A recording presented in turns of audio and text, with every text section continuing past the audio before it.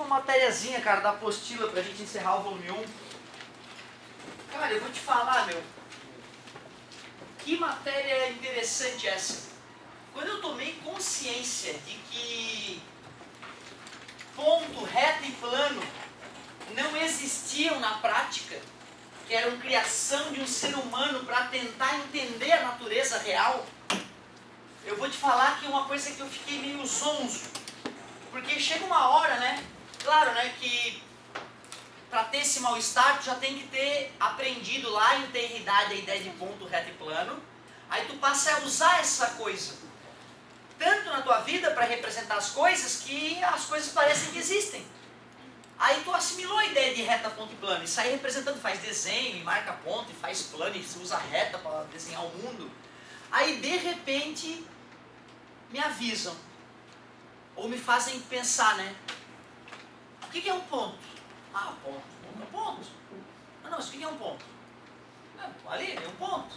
E aí o jovem, em vez de conseguir definir o que é ponto, ele simplesmente vai lá e dá um exemplo. Só que aquilo ali é um exemplo que representa um ponto, né? Isso aqui nunca pode ser um ponto. Até porque ponto não possui dimensão, não possui área, e nem largura, nada, não possui dimensão.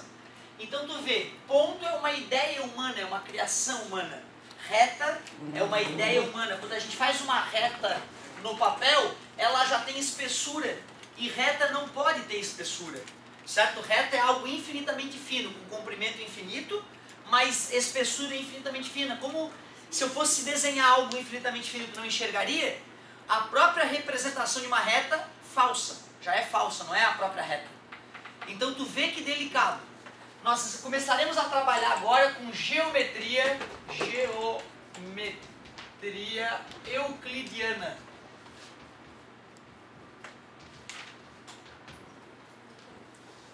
Pode ser um isso aqui. Geometria euclidiana. Euclidiana porque o cara que criou ela é Euclides. Um sujeito que escreveu um livro, que até hoje a gente tem, né, a cópia desse livro, para nos lembrar da genialidade desse cara. E o triste é o quando ele escreveu, né? Quando ele criou essa ideia. Tu deve ter dado uma olhadinha nisso. Meu Deus! Os elementos de Euclides, o livro do cara. Embora Euclides fosse autor de pelo menos 10 trabalhos, sua fama repousa principalmente sobre os seus elementos. Tão logo o trabalho apareceu, ganhou o mais alto respeito. E dos sucessores de Euclides até os tempos modernos, a mera citação do número de um livro ou de uma proposição de sua obra-prima é suficiente para identificar um teorema ou uma construção particular. Nenhum trabalho, exceto a Bíblia, foi tão largamente usado ou estudado, e provavelmente nenhum exerceu influência maior no pensamento científico. Olha o que ele está te dizendo, cara. Ele está te dizendo que a mente dos seres humanos de hoje foram em boa parte moldadas pelas ideias desse cara. Que cretino!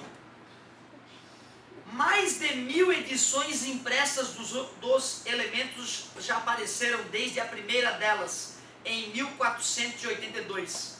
Por mais de 2 milênios, esse trabalho dominou o ensino da geometria. Gente, ele não foi escrito em 1482.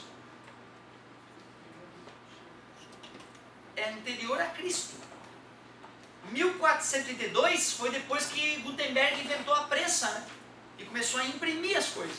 Então a primeira impressão era em 1482. E as outras edições era copista, era na munheca. Pegava o livro e copiava à mão. Certo? Aí o surgimento daquelas coisas bizarras como o símbolo da raiz quadrada, lembra que eu comentei com vocês? De tanto copiar errado, né, à mão, a coisa vai se deformando. Então tu vê, Euclides é de mais de 2000 anos atrás. É uma coisa assustadora, o cara há 2000 anos atrás sacar que para representar a natureza nós precisaríamos de elementos. E ele foi lá e definiu no livro dele que elementos são esses que nós precisamos para representar a natureza. E são 3 elementos. Ponto é aquilo que de nada faz parte. Se tu lê o trabalho dele, cara, parece uma doença. Como assim aquilo que de nada faz parte? Então tu vê, ponto, cara, ele representa um local do espaço, só que ele não tem tamanho. Ele é infinitamente pequeno. Ou seja, se ele não tem tamanho, ele não está ocupando espaço nenhum onde ele foi colocado. Ele só está representando um local. Mas ele não ocupa aquele lugar, já que ele é sem tamanho, sem espessura, sem comprimento. Ponto. Quando nós formos representar um ponto, nós sempre teremos que mentir. Porque se eu botar uma régua, eu consigo medir o diâmetro do meu ponto. Certo? E se eu fosse representar um ponto como ele deveria ser, tu não enxergaria ele. Então não tem jeito, vai ter que ser um ponto falso na hora de representar. Logo o ponto na prática não existe, só na tua mente. Muito doido. Um vértice representa um ponto. Muito bem. Um vértice... Primeiro, né, figuras planas só existem também na mente humana, né? Mas uma quina, aquela ali, ó, representa um ponto, é uma boa representação.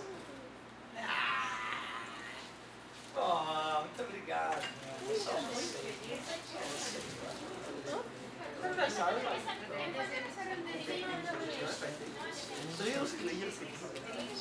Hoje é um casamento.